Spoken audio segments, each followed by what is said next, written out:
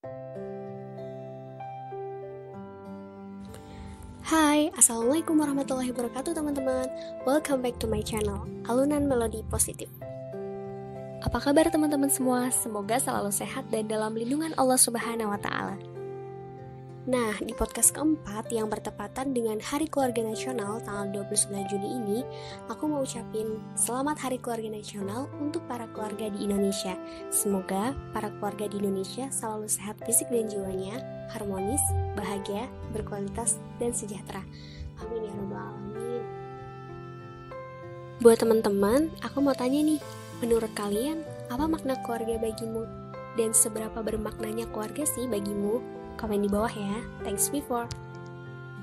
Di podcast kali ini aku mau sedikit sharing sama kalian. Tapi sebelumnya untuk sharing kali ini aku nggak bermaksud ya untuk menggurui atau merasa lebih pintar atau lebih capable gitu dalam menyampaikan konten podcast kali ini.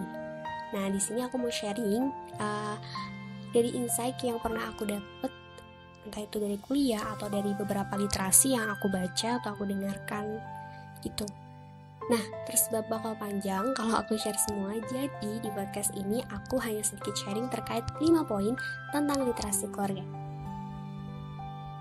Pertama, tentang ilmu yang aku dapat dari salah satu role model favorit begitu ya, sekaligus orang yang menginspirasi aku sampai saat ini terkait ilmu keluarga. Beliau adalah salah satu dosen di Departemen Ilmu Keluarga dan Konsumen, yaitu Prof. Dr. Insinyur Sunarti MSI. Beliau adalah seorang pakar ketahanan keluarga di Indonesia, sekaligus guru besar bidang ketahanan dan pemberdayaan keluarga di Ilmu Keluarga dan Konsumen, Fakultas Ekologi Manusia IPB University. Nah, pembelajaran bermakna tentang keluarga yang aku dapat itu benar-benar membuka cakrawala, paradigma, perspektif, and all others about family. Bahwa ternyata ilmu keluarga itu kompleks, gak sesederhana yang sebelumnya aku pikir gitu. Kayak misalkan ya udah ilmu keluarga ya ilmu tentang ya gimana komunikasi, tentang menjalankan kehidupan keluarga, kemudian gimana cara saling mencintai, gimana saling melakukan pengasuhan kepada anak, dan lain-lain.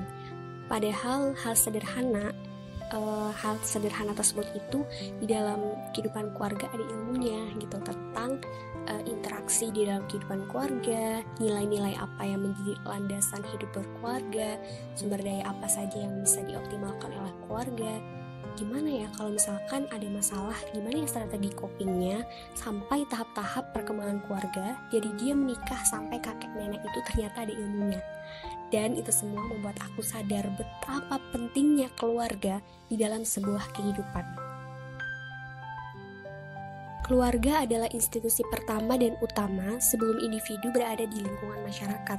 Keluarga adalah fondasi utama dalam membangun sistem dan tatanan sosial, sehingga semua kepribadian dan juga karakter anak yang terbangun dari pola pengasuhan dari keluarga itu akan berpengaruh juga terhadap kualitasnya di esok hari. Seperti misalkan nilai kemuliaan hidup yang diajarkan lingkup pengasuhannya dia, seperti misalkan nilai kemuliaan hidup kejujuran, solidaritas, toleransi, gotong royong, dan karakter positif lainnya yang memiliki tujuan sekaligus dan harapan bagi para orang tua agar si anak atau individu tersebut menjadi berkualitas dan generasi madani di esok hari. Kedua, tentang pembelajaran hidup yang aku selalu ingat nih dari Prof. Uis tentang keluarga. Bagaimana keluarga bisa tetap tangguh dalam menghadapi segala krisis kehidupan. Dan hal itu tuh mengingetin aku banget pas dalam kondisi yang gak berdaya, sekalipun misalkan kayak ada pandemi, atau pas lagi ada masalah, atau pas lagi ada ujian dan lain-lain, yang dimana pembelajaran hidup itu tuh jadi alarm buat aku harus tetap tangguh nih, harus tetap apalagi perempuan harus kuat menjalani kehidupan, realita kehidupan, agar kita pun bisa menularkan energi positif serta menguatkan keluarga dan lingkungan di sekitar kita. Meskipun gak menafikan juga, kadang yang namanya manusia pasti pas lagi dalam kondisi krisis itu ada rasa stres atau mungkin ada yang down. Hanya saja kehidupan mengajarkan kita untuk menerima dan bersabar. Ini catatan buat aku juga sih ya, karena aku juga masih cukup struggling juga dalam hal ini, karena yang namanya menerima dan bersabar itu emang gak mudah, sungguh gitu ya. Cuma prinsip aku gini, dalam kondisi krisis ataupun sulit, ada masalah dan lain-lain, kita gak boleh lama-lama. Kita harus balik lagi untuk up lagi, karena sayang gitu kalau waktu dan energi kita itu dihabiskan untuk fokus ke hal yang sulit itu. Nah, di saat kondisi sulit, ada juga ayat favorit yang jadi pengingat aku, yaitu di dalam Quran surat Al-Insyirah ayat 5-6, Allah itu berfirman bahwa sesungguhnya beserta kesulitan ada kemudahan. So, ayo kita sama-sama saling mendoakan agar tetap semangat dalam segala kondisi. Next, ketiga, ini agak berat sih bawainnya, tentang keluarga. Jadi keluarga itu adalah unit yang sangat penting di masyarakat, karena keluarga adalah bagian dari suatu sistem, baik itu lingkungan alam, buatan manusia, atau sosial budaya. Jadi setiap tindakan atau hal yang terjadi di dalam kehidupan keluarga itu akan mempengaruhi lingkungan. Begitupun sebaliknya, pada gilirannya lingkungan pun bisa mempengaruhi kehidupan keluarga. Contoh realnya banget adalah pandemi corona yang mempengaruhi kehidupan keluarga termasuk kita, individu di dalamnya. Maka dari itu, sebisa mungkin kita sebagai bagian dari sistem bisa mematuhi protokol kesehatan ya, supaya keluarga dan lingkungan kita terlindungi. Terus ada satu nih berita menarik yang aku baca di CNN Indonesia. Jadi ada efek dari pandemi ini pada hubungan keluarga, baik itu positif ataupun negatif. Kalau kalian mau baca lebih lanjut, aku taruh linknya di deskripsi ya.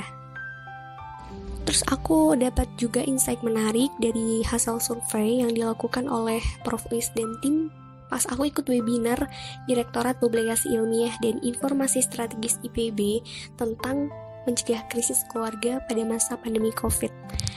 Yakni pandemi itu menyebabkan keluarga mengalami stres yang cukup tinggi, tapi keluarga bisa mengatasi masalah dengan meningkatkan interaksi di dalam kehidupan keluarga, sehingga kesejahteraan sosial keluarga pun akan terjaga. Wah, ini tandanya kita perlu meningkatkan interaksi, saling ngobrol, komunikasi, dan lain-lain ya.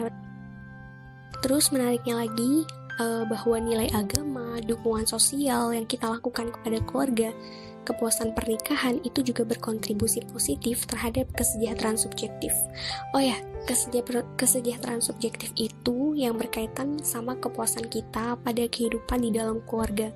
Puas gak sih sama apa yang kita punya? Puas gak sih sama apa yang kita rasakan selama ini dalam kehidupan keluarga gitu? Terus sumber stres dan masalah itu berpengaruh negatif pada kesejahteraan subjektif keluarga. Nah, nyambung nih sama kondisi tekanan yang aku bilang tadi. Sebisa mungkin kita harus tangguh dalam menghadapi kondisi krisis. Karena saat kita kuat dan bisa menularkan energi positif atau positive vibes, maka kita bisa menguatkan keluarga dalam kondisi krisis. Next, keempat, ada sebuah bacaan yang tidak kalah menarik yang ditulis oleh Dr. Ratna Megawangi dan Prof. Uis yang berjudul Peran Keluarga dalam Membangun Bangsa Berkualitas, Penghargaan Kembali Terhadap Kiprah Wanita dalam Pengasuhan Anak. Judulnya berat sih, judulnya lumayan berat. Cuma ini isi tulisannya itu menarik banget, bahwa ternyata pembangunan karakter itu berkaitan dengan pembentukan kepribadian individu sejak dini dari dalam keluarga dan juga sekolah. Peran keluarga tuh gede banget buat pembentukan diri kita sampai saat ini. Bahkan keluarga punya peran sangat besar dalam pendidikan, sosialisasi, dan penanaman nilai kepada anak. Dan kebutuhan dasar anak itu bisa dipenuhi oleh keluarga yang mempunyai nilai-nilai keluarga sakinah. Nah, anak-anak yang berada dalam keluarga seperti ini mendapatkan pelindungan, kasih sayang, pendidikan moral, dan disiplin yang baik dari orang tuanya. Dan itu semua membutuhkan peran dan komitmen besar dari kedua orang tuanya, terutama ibu. Nah, di tulisan ini juga disebutkan bahwa keluarga kokoh adalah keluarga yang dapat menciptakan generasi penerus yang berkualitas, berkarakter kuat, sehingga menjadi pelaku kehidupan masyarakat, hingga akhirnya membawa kejayaan sebuah bangsa. Masya Allah, pokoknya keren banget deh tulisan ini. Kalau misalkan kalian mau baca aja, search di internet. Terakhir yang kelima, aku pernah nonton videonya Never Ending Hijrah tentang ketahanan keluarga menurut Dr. Reza Abdul Jabbar. Beliau adalah seorang pengusaha peternak sapi yang sangat sukses di New Zealand, Australia. Beliau juga adalah salah satu orang yang menginspirasi hidup aku sampai saat ini. Kenapa? Salah satu jawabannya ada di podcast aku yang pertama. Selebihnya insya Allah di next podcast aku akan bahas lagi kenapa beliau sangat menginspirasi. Nah, meskipun Dr. Reza Abdul Jabbar bukanlah seorang pakar ketahanan keluarga, tapi ada pembelajaran berharga yang bisa kita petik. Menurut beliau, keluarga adalah pilar dasar dari sebuah komunitas. Kalau misalkan kita bicara wawasan bernegara, tapi apalah artinya ketahanan negara kalau tidak dimulai dari ketahanan keluarga? Karena dari keluarga itu akan terbentuk komunitas-komunitas yang kuat. Lalu, jika kita bicara ketahanan keluarga, maka ada baiknya kita harus paling baik sama keluarga kita, baik kepada kedua orang tua kita, kepada anak nantinya, kepada suami ataupun istri, kepada adik, kepada kakak dan keluarga. Tapi parameternya itu baik menurut Allah dan Rasulnya. Ketahanan keluarga versi beliau, Dr. Reza Abdul Jabbar, itu dibangun di atas Quran dan Sunnah.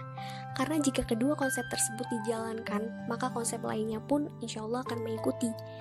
Misalkan ketika kita menginginkan seorang anak itu menjadi anak yang soleh ataupun soleha, menjadi anak yang cerdas, menjadi anak yang berguna, berbakti, dan lain-lain, jika itu dibangun di atas Quran dan Sunnah, maka apa yang kita inginkan, anak itu menjadi apa, itu akan mengikuti. Kata beliau juga, apabila ketahanan keluarga tidak dimodeling dengan syariat atau nilai religius sebagai pondasi, maka kemungkinan ketahanan keluarga itu tidak akan terbentuk. So, itu semua bertujuan agar kita tetap struggling dengan apapun tantangan hidup kita. Bagaimana kita bisa menanggulanginya dan anak bisa tangguh, bukan yang utama mengeluh, aduh capek, aduh gimana ya, aduh pengen nyerah dan lain-lain. Tapi langsung berpikir, apa ya dan bagaimana ya problem solvingnya. Di akhir video, beliau berpesan bahwa salah satu tantangan terberat dalam menjaga anak keturunan adalah tetap berakidah lurus dan menjalankan syariat Islam dengan baik dan benar. Masya Allah, jadi orang tua tuh gak mudah dan banyak banget ilmu yang harus dipelajari terus menerus, harus kita pelajari learning by doing gitu ya. Makanya aku setuju banget nih sama tagline dari BKKBN sekarang, yaitu berencana itu keren. Karena dengan berencana, maka kita lebih mampu melakukan persiapan dengan optimal, sehingga kita pun berperan untuk membantu negara membentuk keluarga yang bahagia dan berkualitas sebagai pilar suatu bangsa. Nah, itulah tadi 5 poin tentang keluarga yang bisa aku bagi di podcast kali ini. Nah, kalau bisa aku kasih konklusi atau kesimpulannya nih, maka makna keluarga bagiku adalah tempat di mana kita membangun sebuah peradaban. Karena segala nilai yang kita dapat saat ini tidak terlepas dari jalannya fungsi dan peran keluarga sebagai pencetak generasi bangsa. Aku setuju banget kata BKKBN, rencana itu keren. Keren banget. Oke, mudah-mudahan apa yang aku sampaikan bisa bermanfaat dan menjadi amal baik kita semua. Mohon maaf jika selama menyampaikan ada salah kata dan juga kekurangan, atau misalkan kalian mau kasih kritik ataupun saran bisa di kolom komentar. Terima kasih sudah mendengarkan alunan kisah podcast ini sampai akhir. Dan aku mau ingetin, jangan lupa like, komen, dan subscribe untuk mendukung karya-karya alunan melodi positif, dan aktifkan juga tombol loncengnya supaya kalian gak ketinggalan pas kita update konten terbaru. Aku Lutfiah, pamit undur diri. See you next time. Insyaallah. Wassalamualaikum warahmatullahi wabarakatuh.